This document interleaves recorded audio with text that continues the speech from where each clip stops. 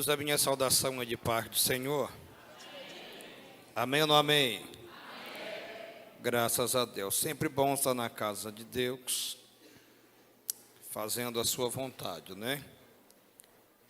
Perdão pelo atraso, estou hospedado lá no Céu Azul, não é muito perto, né? E tem um semáforo ali, na Ceilândia, que não é, não sei não. Parece que de 2 horas, né, no vermelho. Mas aprove a Deus nos guardar em paz e em segurança. Meu piloto estava cansado, não queria vir, eu, bora, e não, vou dormir. Eu disse, não, moço, lá você dorme no carro, eu estava lá no carro dormindo. Queridos, abra comigo sua Bíblia em Salmo de número 84. Sempre bom estar aqui com vocês. Cadê a pastora Sandra? Ah lá, ó. Está ali. Keila está ali. Está todo mundo aqui, graças a Deus. Salmo 84. Todos acharam?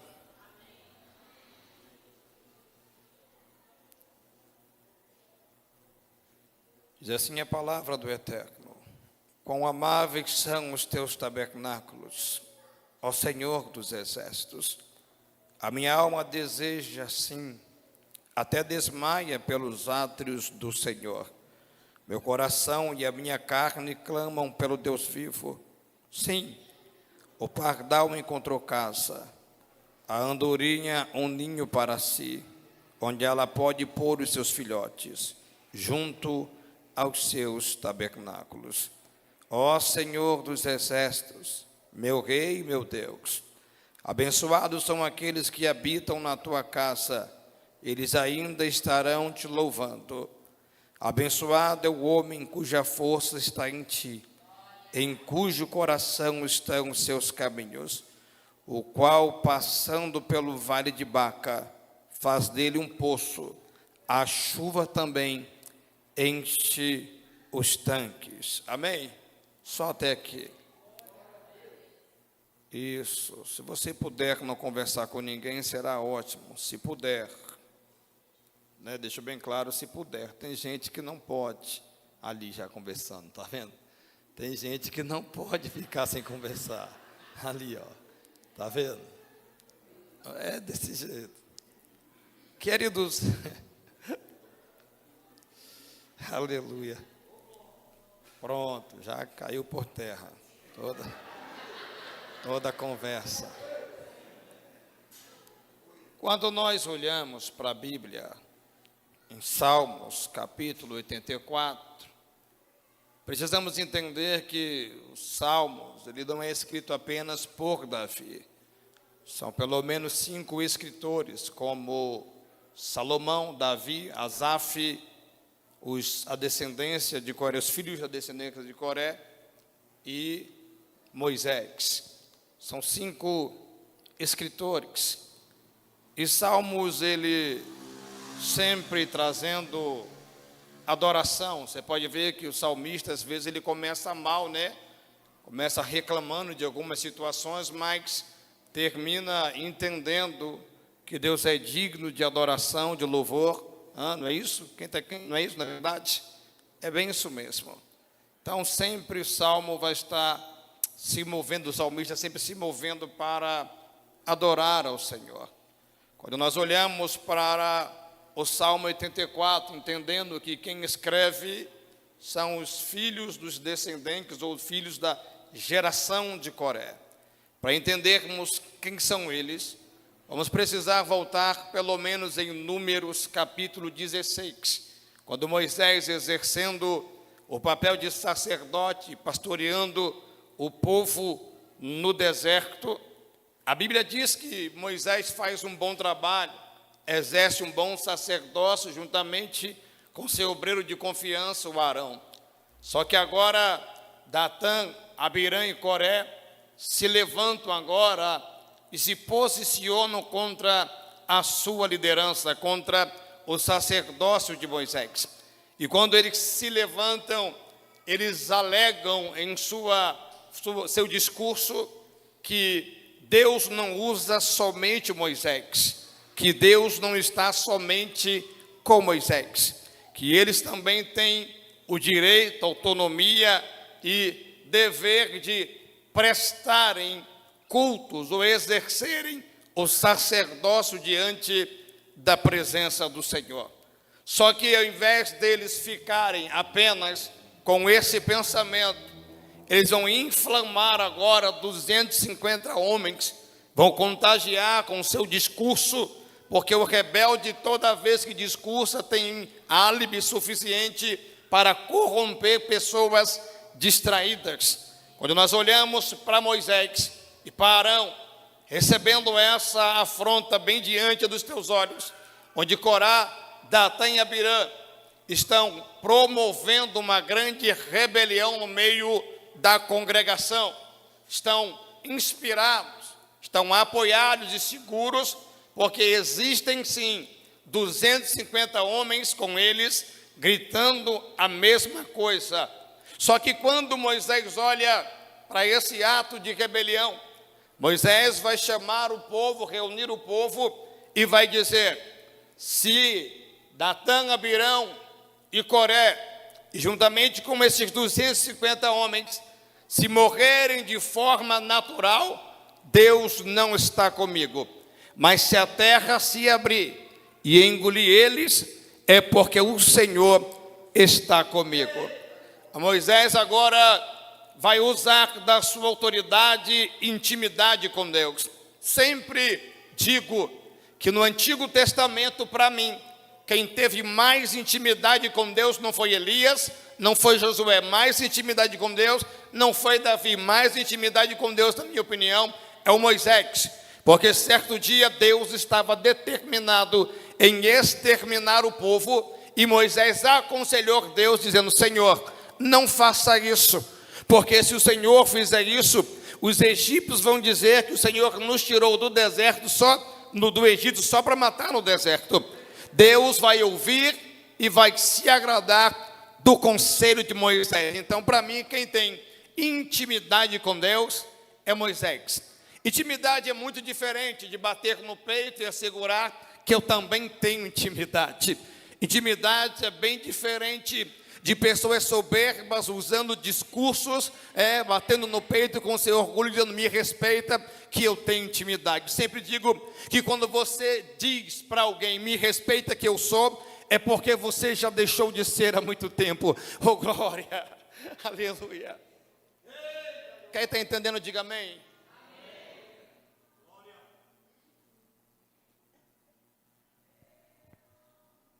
Só que a terra vai se abrir e vai engolir agora todos estes rebeldes. O que me chama a atenção é que, se Corá se posiciona em rebelião contra Moisés, contra a sua liderança, contra a sua mentoria, por que é que agora eu vou ler salmos da geração dos filhos de Coré? Por que é que Deus vai permitir agora os filhos de Coré dar continuidade no ministério levítico e continuarem adorando a Deus, se tratando-se de uma rebelião? Só que Números capítulo 23, verso de número 11, vai dizer assim: os filhos de Coré não morreram. Por que é que não morreram? Segundo estudiosos, dizem que os filhos de Coré se arrependeram e não deram continuidade na rebelião. Entenderam que essa rebelião não fazia parte da vontade de Deus e se arrependeram e voltaram. Quem está entendendo, diga amém. Se arrependeram e voltaram. Não quiseram mais dar continuidade. É interessante que a Bíblia vai dizer assim, Deus estava na reunião e não se agradou da reunião. Só que os filhos de Coré se arrependeram, não deram continuidade, porque sempre existe tempo de voltar atrás. Sempre dá tempo de passar por uma metanoia, uma mudança de mente. Só que quando olho para a Bíblia agora, entendo que Deus vai permitir a continuidade do chamado levítico desse povo. Esses que se arrependeram, Deus vai estabelecer sobre eles planos e propósitos. Só que agora eles estão aqui, nós lemos no versículo de número 6, que eles estavam felizes, satisfeitos, estão maravilhados porque estavam em Sião no templo. Eles estão maravilhados com a ornamentação, com os pilares, com o altar. Só que na sua adoração eles deixam bem claro que tudo isso é muito bom, mas que nada se compara à presença de Deus. Na adoração eles deixam bem claro que é melhor passar um dia na casa do Senhor, na presença de Deus, do que passar 1000 dias fora da presença do Senhor. Só que quando nós olhamos o verso de número 6, a Bíblia diz que eles estavam atravessando o vale de Baca. É agora que eu quero começar a pregar. Eles estavam atravessando o vale de Baca. O vale de Baca é um vale que dava caminho a Sião. Não tinha como chegar em Sião se não passasse pelo vale de Baca primeiro. O vale de Baca não é opcional, não existe atalho para ir para Sião, não existe um outro caminho, não existe um quebra-galho, não existe um desvio. A única forma de chegar em Sião e sentir a presença de Deus, se regozijar da presença de Deus, é passando primeiro pelo vale de Baca. Só que a Bíblia diz que o vale de Baca, escute bem, o vale de Baca significa vale das lágrimas, vale do choro. O vale de Baca é o mesmo vale conhecido como vale de bálsamos ou balsameiras, que eram ervas, plantas que tinham espinhos, mas também produziam cura e saravam feridas e enfermidades. Só que quando eles passam pelo vale de Baca, é bem claro, eles externando, dizendo bem assim, ó, nós cavamos poços com as nossas próprias mãos. Para quê? Para a esperança de que Deus viesse mandar chuva. Não estou dizendo alguém cavando porque está chovendo, alguém cavando porque a nuvem está escura. Não, estão cavando e entendendo que vale a pena cavar no vale, porque a chuva é provisão de Deus. Pastor, o que é isso? Isso é fé, isso é segurança. Você pode estar passando no vale de Baca hoje e de repente não está entendendo nada, mas eu vim dizer para alguém aqui essa noite, vale a pena continuar cavando, vale a pena continuar se esforçando. E melhor do que isso, a Bíblia diz que quando eles cavavam os poços, aleluia, seguiu em frente. Os povos que passavam atrás, que vinham passando pelo mesmo percurso, pelo mesmo itinerário, vão beber das águas que alguém cavou lá na frente. Parece injusto para algumas pessoas. Alguém vai beber da água que eu cavei, que eu ralei, que eu dei duro para cavar o poço. Não é injusto. Sabe por quê? Porque chamado é algo que eu exerço, herança é algo que eu deixo para os meus filhos, mas legado é algo que eu deixo para os meus filhos também. O que é legado, pastor?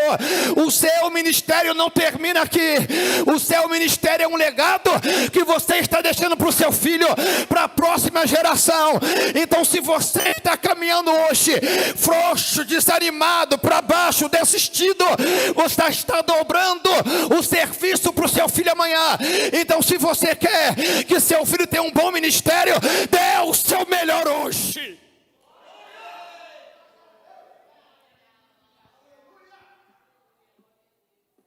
Aleluia. Oh, glória. A sua caminhada não fala apenas de você. A forma com que você leva as coisas de Deus não está centrado apenas em você. Existe uma herança.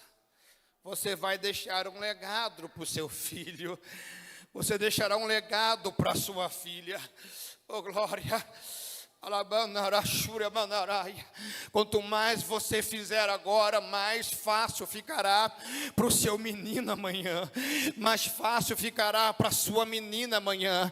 Às vezes nós entramos em ônibus, pastor, as pessoas sempre dizem, pastor, no seu ônibus quebra demais. Eu disse, claro, eu viajo demais, é difícil o ônibus quebrar de alguém que não viaja, mas eu estou todo mês viajando, e a cada ônibus, estava vindo de lá para cá agora, 18 horas de viagem. Pensa comigo, um ônibus, a água pingando em cima de mim, o ar-condicionado quebrado, a água derramando uma cachoeira em cima de mim a noite inteira. Olhei para o banheiro com a porta amarrada com uma sacola. Você já parou para pensar num negócio desse? Estava com fome, o motorista disse, não, nós não vamos parar para cantar. Eu nem sei porquê, mas é só para você entender que nós sofremos hoje para facilitar para os nossos filhos amanhã.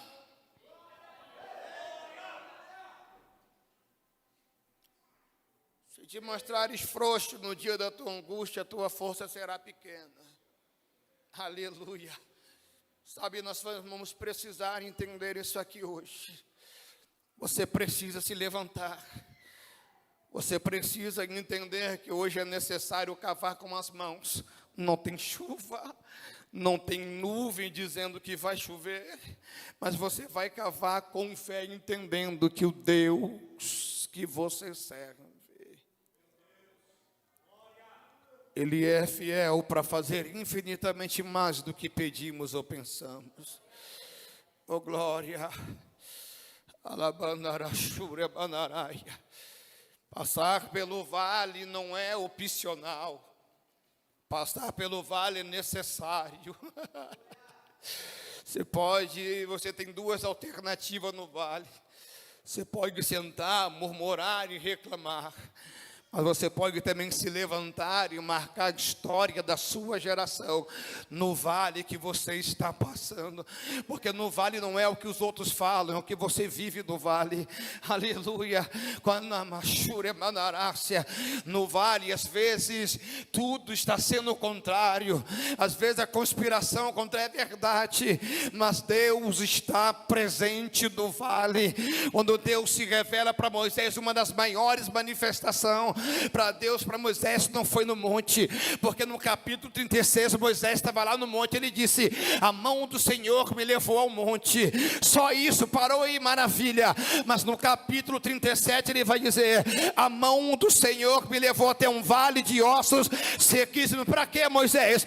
Para me ensinar a ser dependente dele, para me ensinar, aleluia, a perceber a presença dele, para me ensinar a valorizar o mínimo, para me ensinar a entender que não sou sem ele, para me ensinar a depender, aleluia, para entender que para funcionar no ministério eu preciso estar bem com ele, aleluia. Ele disse, Moisés, disse, Ezequiel, poderão esses ossos ter vida? Ezequiel disse, Senhor, quem sabe é o Senhor. Eu sou profeta, mas quem manda é o Senhor. Eu sou cheio da presença, mas se do alto não vier, não tem. Se do alto não vier, não acontece. Não existe esse negócio de profeta soberbo, de profeta arrogante, de profeta metido cheio de posse.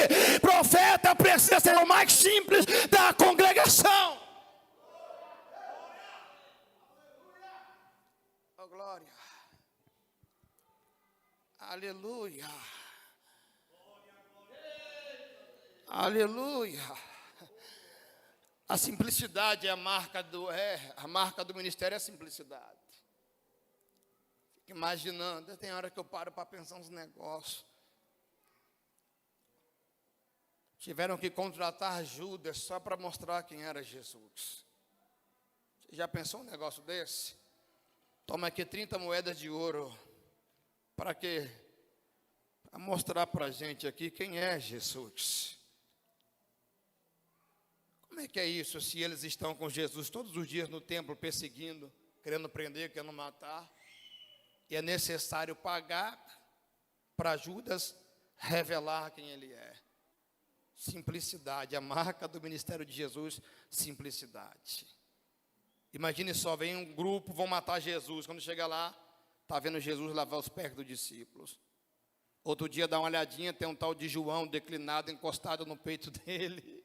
Aleluia. Ele não tinha uma roupa de destaque, não. Ele não se destacava, ele era simples, humilde de coração. A marca do ministério não está no... A marca do ministério não está no... Não. A marca do ministério não está em como você, não está na sua, como é que fala? Até fugiu da memória. Não está na sua oratória. A marca do ministério não está na forma com que as pessoas continua sendo a simplicidade, continua sendo a humildade. Aleluia. Se perdeu a humildade, se perdeu do ministério. Se perdeu a simplicidade, está perdido dentro do chamado. Pode falar o que quiser, pode fazer o fogo que quiser fazer, pode provar para quem você quiser que você tem, mas se você não tem simplicidade e humildade, você está perdido dentro do chamado de Deus. Eu não paro para ouvir um pregador que não seja simples. Deixa eu te falar um negócio. Quando o menino na fé, apaixonado por pregadores, profetas, gostava demais, gosto hoje também, mas quando você é menino, você é mais apegado, não é verdade? Desse jeito. Tinha um pastor que pregava na nossa igreja, era bom demais, pensa num cabra simples, humilde, pregava demais, rebentava. Só que um dia eu não estava mal, ou não estava bem, eu estava muito mal aquele dia. Eu mal, um outro amigo pior do que eu, nós dois mal. Tudo que a gente tinha era só um sonho. Aleluia.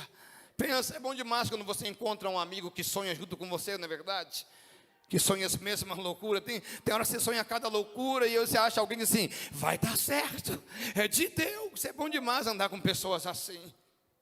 Esse meu amigo desse jeito. E aí estava tendo um congresso de mulheres. E nós estávamos na praça, em frente à igreja, porque era um evento para mulheres. E o pastor pregador levou a esposa dele para pregar esse dia. Eu achei lindo demais reencontrá-lo. Ele estava no carro, eu bati disse, com licença, pastor, tudo bem com o senhor? Ele disse, tudo bem. Eu disse para ele, pastor, o senhor já foi jovem. No momento da maior adversidade que o Senhor passou, quais foram os recursos que o Senhor usou? Como é que o Senhor se chegou a Deus? Como é que foi a sua experiência? Conta para nós aqui, pastor, a sua experiência. Ele olhou para mim e disse, moço, sai de perto de mim, vai procurar o que fazer, vocês estão me incomodando. Depois daquele dia, eu nunca mais parei para ouvi-lo. Porque a marca do ministério de um homem de Deus precisa ser a simplicidade e a humildade. Se perdeu a simplicidade e a humildade, está perdido no propósito de Deus. Aleluia, oh glória. Quem está entendendo isso aqui da glória? Aleluia. Passamos sim pelo vale de Baca. Existe um povo valorizando estar na presença de Deus, regozijando cada detalhe da presença de Deus, porque entenderam que para chegar onde chegaram, precisaram passar por um vale de lágrimas. Oh glória, eu estou sentindo muito forte a presença de Deus aqui. Eu estou travado aqui de tanto que eu estou sentindo a presença de Deus aqui nesse ambiente. Deus vai mudar a história de pessoas aqui hoje. Eu vou repetir isso aqui de novo, eu vou ser profeta na sua vida mais uma vez. Eu disse que Deus mudará a história de pessoas aqui hoje. Deus mudará a história de pessoas aqui hoje. Aleluia. Eu vou dizer de novo para ver se você pega no teu espírito. Deus te viu, Deus sabe o que você está passando. É necessário você ter passado, mas hoje Deus vai entrar com basta desta situação. Aleluia. Oh, glória. Aleluia. Estou sentindo falta de um fundo musical. O que foi que aconteceu, pastor? Senti falta agora. Aleluia. Queridos, lá tá bom, hein? Lá tá bom. Gostei. Escuta isso aqui. Quando nós olhamos para a Bíblia Sagrada, e nós vamos ver o que Deus, sabe? Eu sempre digo isso, que a Bíblia diz muito mais sobre pessoas que tiveram sua vida transformada. A Bíblia fala pouco de Deus e mais sobre homens e mulheres que tiveram encontro com Deus e a mudança, a transformação na vida delas. Quando nós temos um encontro com Deus, já disse isso, a simplicidade é a marca. Quando Deus chama Jeremias, Jeremias falou o quê? Senhor, eu sou uma criança, eu não sei falar. Você pegou isso aqui? Você reconhece que é dependente de Deus, até para falar. Aleluia. Essa dependência, eu tenho falado sobre isso esses dias. Sobre essa dependência. Sobre o que deixamos de viver em Deus, muitas das vezes, quando nós pensamos que crescemos. Não é nem quando nós crescemos, porque quando nós crescemos, nós amadurecemos. Mas quando nós pensamos que crescemos, aí dá ruim. Quando nós pensamos que crescemos, é problema. Nós perdemos essa dependência. Eu falei esses dias na igreja. Sabe, os testemunhos. As pessoas só querem contar testemunhos hoje se forem um testemunho extraordinário. Às vezes testemunhos que para você é simples, mas que edifica a vida de alguém. E às vezes nós não contamos o que Deus faz nas nossas vidas. Somos tão egoístas e prendemos em si, na verdade, e não compartilhamos. E quando você compartilha suas experiências, você consegue ativar a fé de alguém ou reativar a fé de alguém. Porque alguém olha para você e diz assim, se ela conseguiu, eu vou conseguir também. Se ele conseguiu, eu vou conseguir também. Só que as pessoas hoje não contam mais experiências com Deus. Você precisa voltar a falar das suas experiências com Deus. Nós vivemos esses dias, pronto. Eu fui para casa, porque ia ter uma conferência, pastor Marcos, lá na minha cidade. Você viu postando algumas coisas, né? Mission Day. E havia uns americanos para a nossa cidade. E iriam passar 2 semanas na cidade. Eu parei tudo e fui para lá, porque eu precisava ouvir, eu precisava aprender. Algumas coisas novas eu precisava. Libertação, fui lá. Só que a nossa cidade, de abril a dezembro, houve 12 suicídios lá. Sempre ocorrem suicídios. Fui pesquisar, parece que a cada 40 segundos acontece um suicídio no mundo. A cada 40 segundos. O suicídio mata mais do que o homicídio. E a nossa cidade, nessa situação, nós fomos orar. Os pastores se reuniram num só propósito. Bom demais. Oramos 7 dias, 24 horas de oração. Todas as igrejas abertas, 24 horas e 7 dias. No último dia nos reunimos na praça, no centro da cidade, e oramos a Deus contra o suicídio. E foi bom. Houve resultado. Houve algumas tentativas de suicídios que foram frustradas. Foi bom. Só que aí agora, semana passada, eu estava lá. Junto com esses americanos, nós fomos fazer evangelismo nas escolas. Pensa. Dentro das escolas, falando do amor de Deus. Se eu te falar um negócio. Quando eles perguntaram assim, quem aqui já pensou em suicídio? 40 crianças, 40 adolescentes, levantando a mão dizendo, eu já pensei em me matar. 30, 40 crianças. Outras crianças disseram, eu já tentei me suicidar.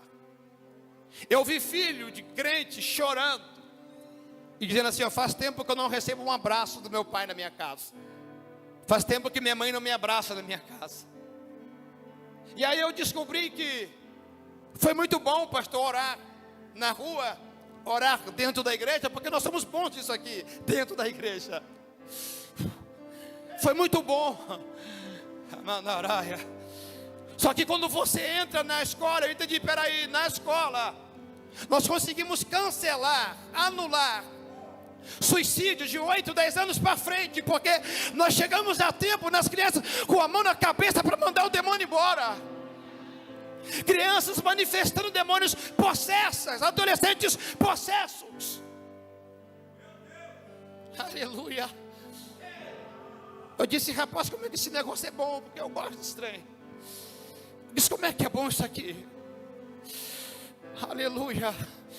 Nós passamos 2 semanas dentro das escolas, pregando o evangelho, expulsando demônio de crianças. Fazia apelo e as pessoas levantavam a mão querendo Jesus. Eu descobri que eles querem Jesus, estão apaixonados por Jesus. O que eles não querem é um sistema fracassado de manipulação. O que eles não querem são pessoas despreparadas, que nunca sentaram para ouvir, estão de pé falando e dizendo que são pastores agora. O que eles não querem é isso. Eu não preciso muito longe, não. Eu morei aqui na Ceilândia, o que tem é só bispo e apóstolo. Vai na Cracolândia, parece que a metade que foi consagrado a bispo está lá. Quem já foi evangelizar sabe que eu não estou mentindo. É difícil evangelizar lá, porque lá tem um monte de profeta, lá tem um monte de apóstolo, lá tem um monte de lá tem um monte de títulos que não servem para nada. Aleluia. Eu sabia que eu ia me encontrar. Aleluia. Aleluia. Pessoas apegadas demais a títulos, a nomes, a fama. Lá tá cheio. Você pode ir lá agora, que você vai evangelizar, o cabra vai fazer você ouvir ele, contando experiência, contando o que é cheio, que Deus falou com ele, mas não sai de lá, porque está preso a um título, porque não consegue se submeter a um sacerdote, a um pastor, só quer ser grande. Então lá é o lugar dos grandes mesmo.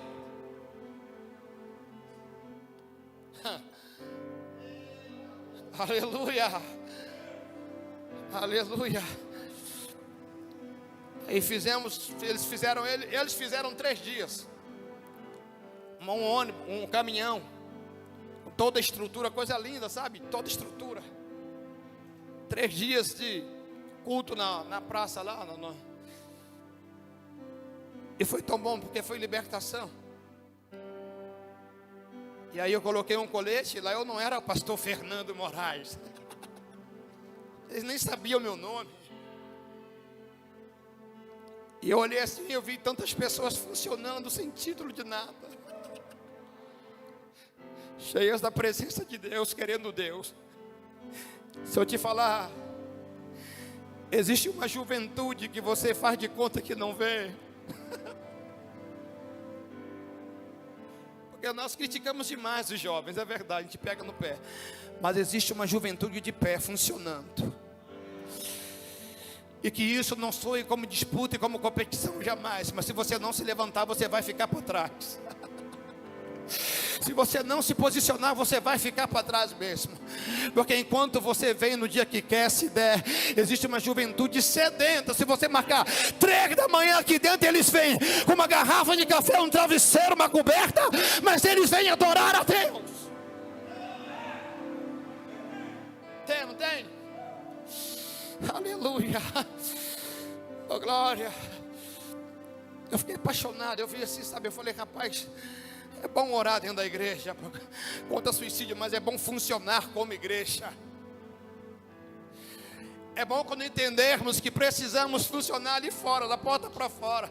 Sabe por quê? Porque eu vi muito cabra, eu vi muito homem de título, de posição, que na hora do mover da libertação eles tinham medo, ficavam olhando meio sem graça, porque não tinha um microfone na mão deles, para mostrar que eles eram cara, para mostrar que a unção estava sobre eles. Eles não conseguem funcionar lá fora, são meninos raquíticos lá fora, são leões aqui dentro. Aleluia. Eu fui pregar um dia desse lá no meio do mato, num lugar chamado Engenho. É bem lá na zona rural mesmo. Uma igreja bem pequena. Enquanto eu pregava, eu vi um obreiro na portaria, terno, gravata, chorando. Só que eu não estava pregando nada assim, não, sabe? Mas eu vi que ele chorava. Ele disse: tem uma aí recebendo muito. O que é isso, meu Deus? Quando terminou o culto, ele disse para mim assim: pastor Fernando, posso falar com o Senhor? Eu disse: sempre que você quiser, você pode. Nós somos acessíveis. Existem pessoas que não gostam da gente, normal. Nem Jesus agradou a todos, mas quem conhece gosta. Você me ama, não me ama? Ele disse: posso conversar com o Senhor? Eu disse: pode. Ele falou: pastor, o senhor estava na nossa cidade em 2009. Eu disse: estava. Passei 4 meses fazendo evangelismo intenso. Ele disse: pastor, por acaso o senhor pregou na cadeia lá em Santa Rita de Cássia? Eu disse: toda sexta-feira às 15 horas da tarde eu estava lá pregando o evangelho na cadeia. Ele começou a chorar, olhou para mim e disse: pastor, eu sou o resultado daquele trabalho. Você não está entendendo? Eu não lembro de ter feito apelo naquele trabalho na cadeia, pastor. Só que a palavra de Deus, ela não volta vazia. Aleluia. Oh, glória. Quando você entender que Deus quer que você se levante para funcionar lá fora, a sua rua não é ruim, seu vizinho não é ruim. Nós somos egoístas demais. Se o vizinho tem um som top, a gente não tem assim: oh meu Deus, queime o som dele. Não queima não, Senhor, porque eu vou lá falar de Jesus para ele. Ele vai se converter, e esse som será útil na cruzada de milagres daqui na rua.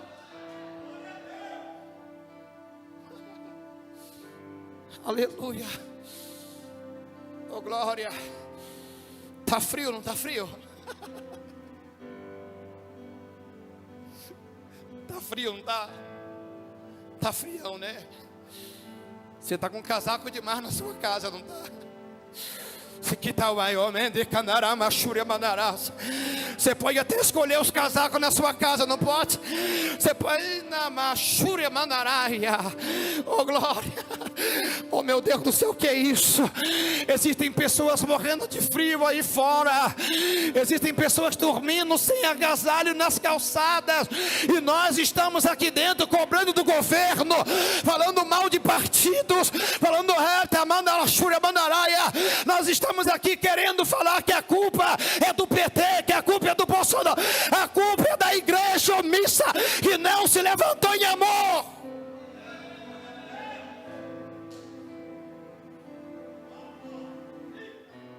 Aleluia. Glória. Aleluia.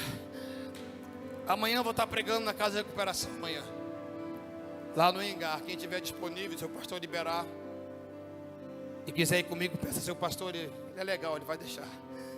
Quem quiser ir comigo na casa de recuperação amanhã à noite, a gente dá um jeito. Porque eu falei com Deus que todo mês todo mês eu quero procurar uma casa de recuperação para pregar o evangelho de Deus, de Cristo. Todo mês eu dou um jeito. Fui para Goiânia, o rapaz fez para mim 15 agendas. Eu disse: espera aí, eu quero um dia. Ele vai onde te arruma a casa de recuperação, pelo amor de Deus. É bom demais pregar na casa de recuperação. Você vê uma galera sedenta, chorando. E melhor do que isso, reconhecendo que não estão bem.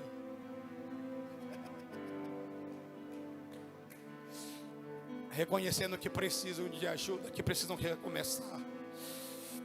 E às vezes dentro da igreja você está pregando, o cara vai estar ali olhando para o relógio, olhando para a Bíblia para ver se está certo, doido para você errar, para ter o que falar. Verdade. Eu preguei 3 dias numa cruzada de milagre. É impossível pregar em cruzada de milagre e não falar de Jesus, não tem como. Eu preguei 3 dias, no terceiro dia o obreiro olhou para mim e disse: pastor, eu quero te pedir perdão. O que foi, meu obreiro? Fala comigo, o que foi? Não estou entendendo. Perdão pelo quê? Ele disse: porque o senhor pregou 3 dias e não falou de Jesus. Como é que é? O senhor pregou 3 dias e não falou de Jesus. Eu falei: moço, eu preguei Marcos 9. Como é que você fala de Marcos 9 sem falar de Jesus? Não tem como. Só que ele está pronto para pegar um gancho na cabeça dele. Ele tem que arrumar um problema com o pregador, ele tem que achar um erro, alguma coisa. E nós estamos falando de Jesus, ele não conseguiu enxergar Jesus em Marcos 9, o menino do ataque epilético, mudo e surdo. Que Jesus pergunta para o pai: há quanto tempo lhe sucede? Como é que eu falo disso e não falo de Jesus? Sabe, pessoas problemáticas, que gostam de estar aqui dentro exibindo isso aqui, ó. Ei, tem gente que é bom para um debate, gosta de um debatezinho, gosta de mostrar conhecimento. Não, isso não é evangelho, isso não é simplicidade, isso não é maturidade, isso não é aprendizado, não.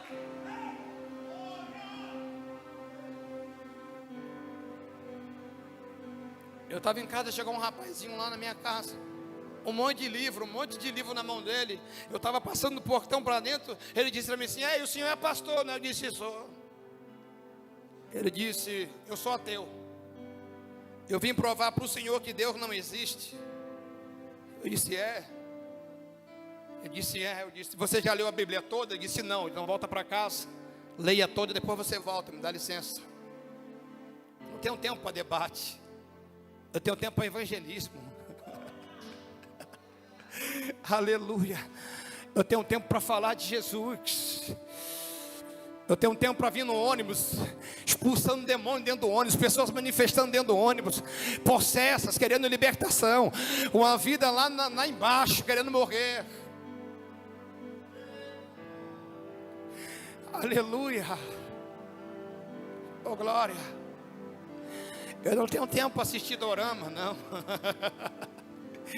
Eu não tenho tempo para ficar agarrado em série, outra série. Eu não tenho tempo para isso, não.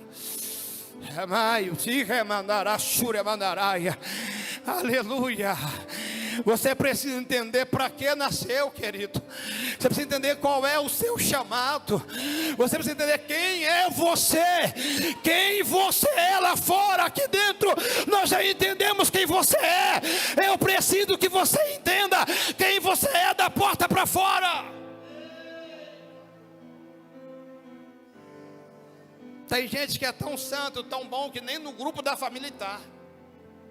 Quer ver me deixar doente? É quando eu vejo alguém da minha família: eu vou sair do grupo, porque eu estou cheio de grupo. Não, meu filho, sai de todo, mas fica no da família, vai. Sai de outro grupo, mas continue no grupo da família. Se você não consegue conviver nem no grupo da família, pelo amor de Deus, e você ainda quer alegar que os outros são ruins.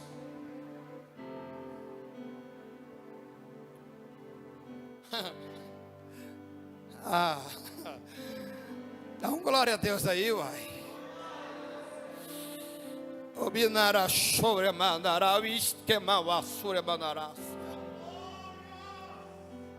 Você já parou para pensar? Verdade. Vamos fazer um congresso semana que vem aqui. Imagina só, semana que vem. Mas está em cima. Vamos fazer semana que vem.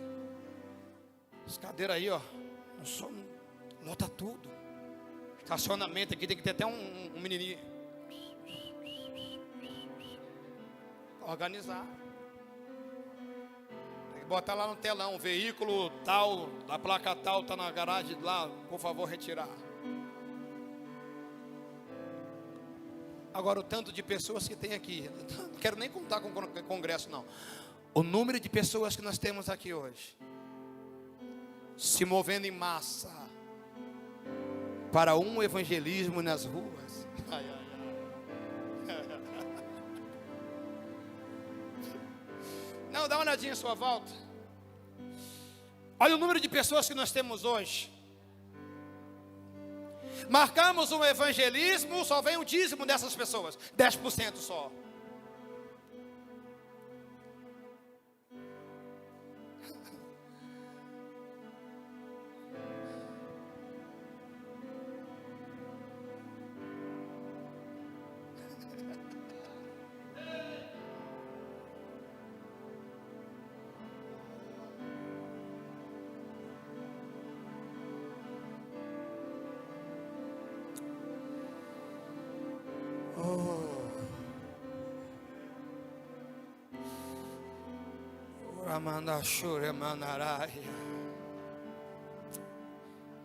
Perdendo tempo aqui dentro, pastor fulano que levantando contra mim, está puxando meu tapete.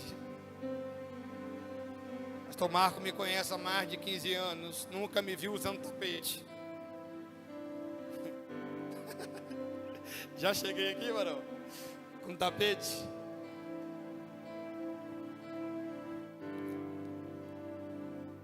A seara é muito grande, poucos são os ceifeiros. Existem pessoas aqui dentro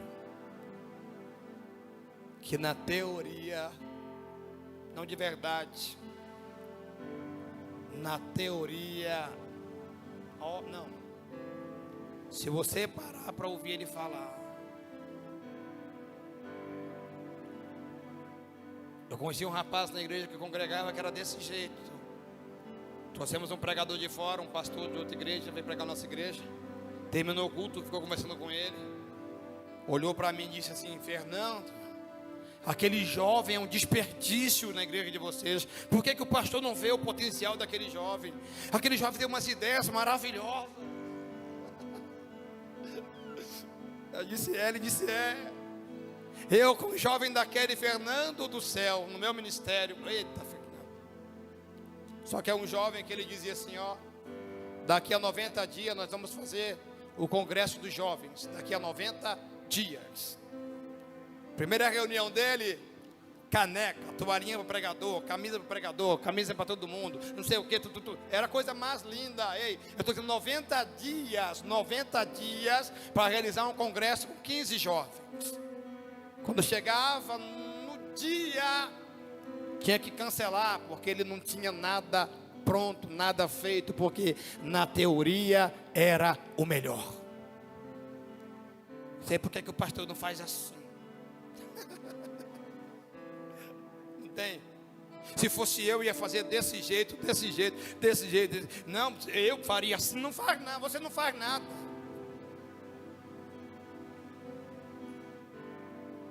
Você não ajuda em nada.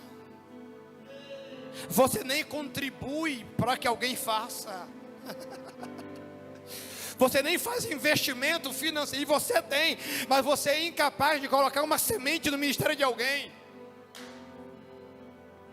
Se eu te falar, eu viajo para cima e para baixo pregando o evangelho. Pastor Marco me conhece, pastor Sandro me conhece. Anos fazendo a mesma coisa. Eu prego em igreja grande, mas prego em igreja com 6 pessoas, 2 pessoas. Prego em rua, todo lugar eu estou pregando por aí. Se me chamar, eu prego.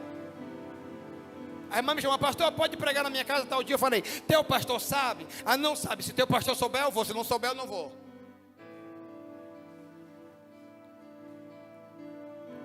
Mas sabe quem é que está me ajudando nas minhas passagens hoje? Fica com vergonha, não?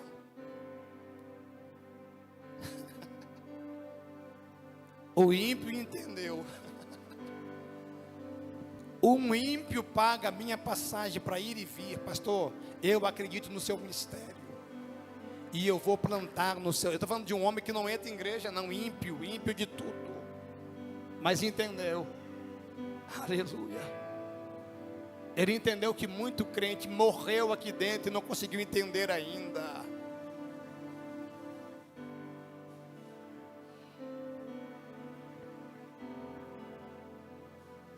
Se coloque de pé, por favor. Oh, glória, eu gosto. Eu gosto quando Deus faz isso. Eu gosto quando Deus bagunça minha mensagem. Eu gosto de não pregar nada disso aí não. Para, Fernando, para. Deixa eu assumir por aqui. Deixa eu assumir o controle aqui. Aleluia. Eu tenho entendido esses dias que a minha função não é fazer ninguém chorar. Já estou até com raiva de pessoas que ficam chorando muito na igreja. Chora e não muda. Chora e não faz. Chora.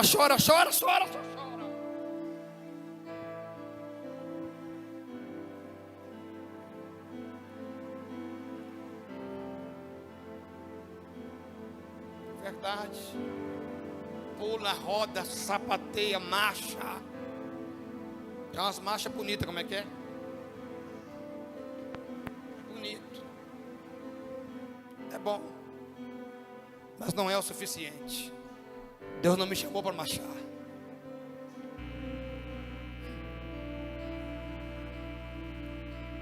Não pode ficar só nisso. Pastor Fernando, eu pensei que o senhor ia trazer uma mensagem. Eu também pensei. Oi, amando, sebre, chore, mandaraia. Eu também pensei. Aleluia. Só que não dá para viver como igreja, ser igreja. Aqui dentro não dá mais.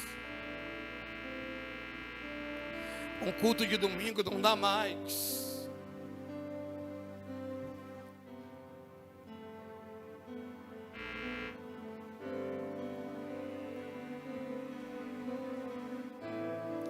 Olhar para nós mesmos em busca da tal prosperidade, riqueza, não dá mais. Para que Deus vai lhe prosperar?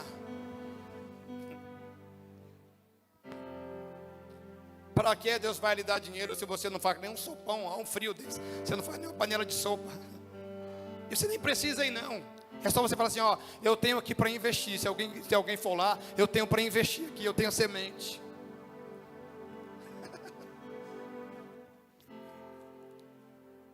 Não precisa ir muito longe não. Hoje eu quero falar tudo hoje.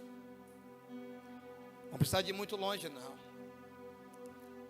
Se o pastor subir nesse altar e falar assim, irmãos, vamos fazer a campanha do quilo. Fazer cesta básica para dar para as pessoas, aqui mesmo na igreja que estão precisando. Quinta-feira, por gentileza, traga 1 quilo.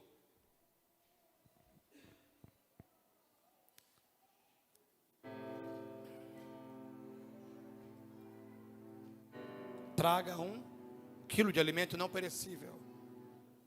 Vamos ver meia dúzia de alimentos. E a maioria das pessoas vai dizer assim, eu esqueci. Estava na favela pregando num culto de missões.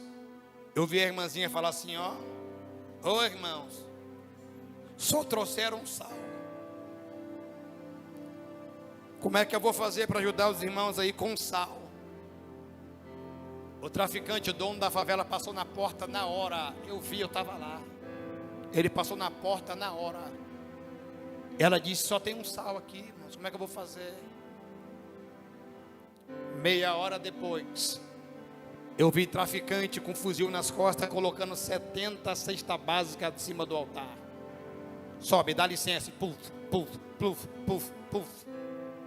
Virou as costas e foi embora. Até quando nós vamos viver isso, queridos? Fecha os teus olhos. Porque uma igreja missionária precisa se levantar aqui dentro hoje.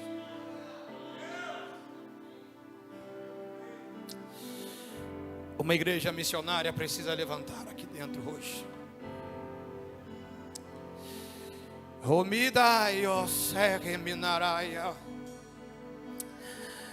Uma mensagem como essa não traz um mover. Uma mensagem como essa não faz ninguém chorar. Uma mensagem como essa não emociona não, porque ela expõe. Ela expõe, ela confronta.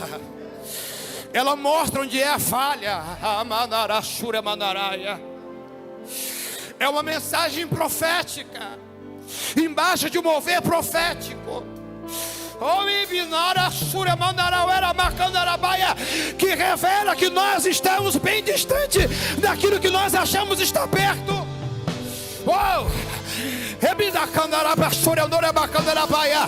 Oh glória, oh glória. É uma mensagem que revela, que expõe mesmo. É uma mensagem de espada mesmo. Jesus disse, eu não vim trazer paz, eu vim trazer espada. Porque nós sabemos o que fazer. Sabe, não preciso de um pregador vir me ensinar o que eu devo fazer. Eu já sei o que eu preciso fazer. E pior do que isso, é quando você fala com alguém e diz, não, eu sei, pastor. Eu já sei. Oh.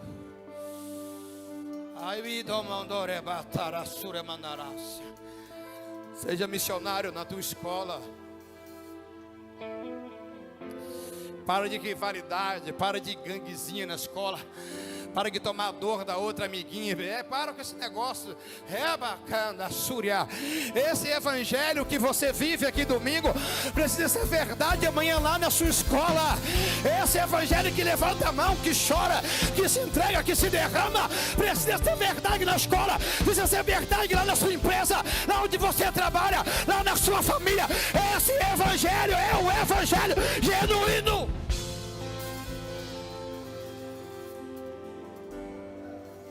Aleluia. Oh, glória. Oh, emando sore mineral iramaco mineral esse. Quem consegue orar em línguas agora? Quem consegue? Ebida sure manara come na câmara maue minara. Obidi que sergue de rebionto le placandara baia. Oh, glória, oh, glória. Eu estou sentindo a presença de Deus. Oh. Só os missionários manifestem, expressem em nome de Jesus. Só quem ama almas, só quem ama missões, expressa.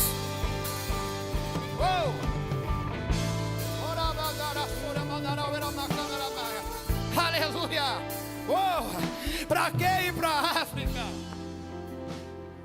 Para que ir para a Europa? Para que eu não quero ir para a Europa. De verdade, quero não. Não estou dizendo que eu não vou, assim, né? Não sei, mas eu não quero. Ai, como eu quero ir para a Europa. Eu não quero não. Eu quero ir cada vez mais profundo dentro da Bahia. Na Chúria, mano. Eu quero ir cada vez no lugar onde ninguém quer ir. Tem lugares que eu vou que não tem igreja.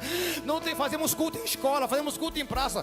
Não tem igreja porque não tem igreja, não tem um missionário para enviar para morar lá. As pessoas não querem. Eu quero ir pregar nos lugares onde eu entro mesmo. E você vê uma mãezinha chorando e fala assim: pastor, eu quero falar com o senhor. O que foi, minha filha? Fala.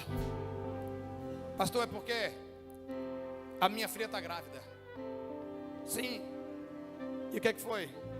O problema é que a minha filha é filha do meu pai. E esse meu neto é filho do meu pai também.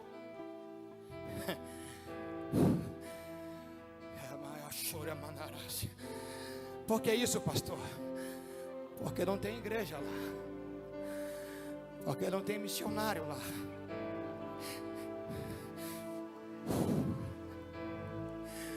Porque não tem homem de Deus para ser verdade lá, para instruir as crianças como é que deve ser, para entrar nas escolas contra o abuso infantil. Sabe essa conversa de abuso contra o abuso infantil? Eu vi aqui alguém dentro da igreja, é maravilhoso, sucesso, eu apoio 100%. Nossas crianças precisam ouvir mesmo essas coisas. Mas vamos nos levantar, querido, vamos falar para alguém lá fora também. Vamos ajudar as crianças que não são nossos filhos também. Vamos ter igreja de verdade.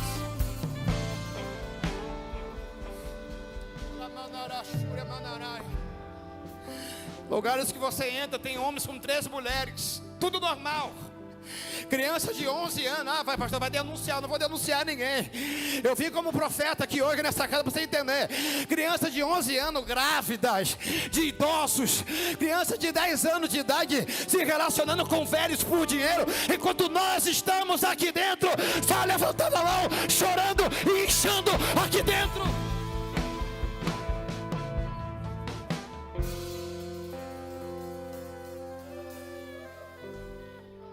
Aquela menina disse isso, esqueci o nome. Disse das criancinhas abusadas, não foi? Como é que é o nome? A e B. Essa menina aí mesmo, falou esse negócio aí. Só que ela falou agora: eu prego dentro de prostíbulo. Eu sei o que é entrar dentro do prostíbulo e ver criança de 12 anos lá dentro, 14 anos lá dentro. Crianças de colo crescendo dentro do... Eu sei o que é isso. Ninguém me contou não, eu sei, eu entro lá dentro. Deus vai levantar você como missionário dessa última hora. Eu vou repetir isso aqui, porque eu sei que existe uma geração que quer aqui, pastor. Eu sei que existe uma geração que quer aqui. Oh, aleluia. Ainda existe um remanescente que ficou. Ainda existem pessoas de verdade. É sério isso aqui. Deus vai te levantar como missionário dessa última hora, independente da sua idade, independente da sua cor, independente das suas condições financeiras. Deus vai levantar você como missionário dessa última hora. Se prepare para viver o sobrenatural, porque onde suas mãos tocarem, Deus vai liberar a cura. Aquilo que você liberar vai ser decreto. Deus vai levantar você como impacto, como missionário que tem de Deus para dar, que tem de Deus para revelar. Deus está te capacitando hoje, porque Deus vai te usar. Aleluia. Oh.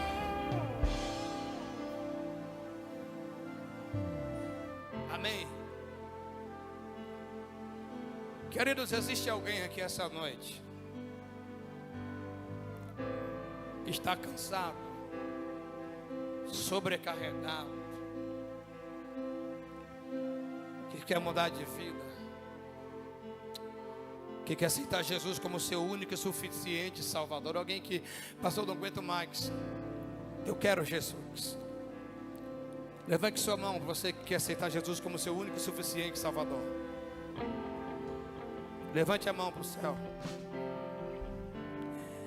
Aleluia. Existe alguém que queira reconciliar aqui essa noite? Levante a mão. Aleluia. Existe alguém? Onde está a segunda pessoa? Cadê a segunda pessoa? A segunda pessoa, cadê? Eu quero ver, eu quero conhecer a segunda pessoa. Levante sua mão. Pastor, é porque eu tenho medo de não conseguir. Deixa eu te falar um segredo, mas não conta para ninguém. Todos nós tivemos isso aí. Todos nós passamos por isso aí, medo de não conseguir. Só que sozinho ninguém consegue mesmo não. Mas existe uma igreja aqui que vai ajudar você. Cadê você que quer aceitar Jesus como seu único e suficiente Salvador? Faz assim que eu quero ver sua mão. Amém. Deus abençoe, pastor.